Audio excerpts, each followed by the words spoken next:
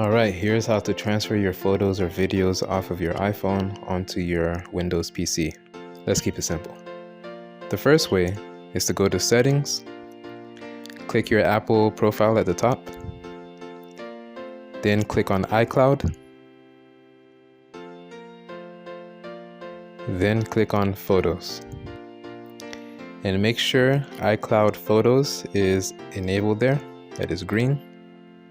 When it is enabled, then all of your photos and videos that is on your iPhone will be stored in the iCloud. And then you can go onto your Windows PC, go to iCloud.com, and then sign in using your Apple ID username and password. And then you will be able to download it straight to your computer. The second option that I'm going to show you is by using Google Drive. Now you need the Google Drive app installed onto your iPhone in order to have all of this working. So if you already have a Google account, this should be easy for you. I already have the Google Drive app installed on this iPhone. So I'm going to open one of the pictures that I have. Then I'm going to click that upload button at the bottom left. And then I'm going to swipe until I see the app called Drive, which is Google Drive.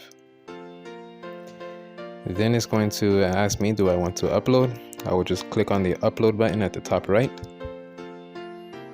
And I will wait for it to finish uploading. All right, it finished uploading. I can go to the Google Drive app and I can see that it's already uploaded into my Google Drive.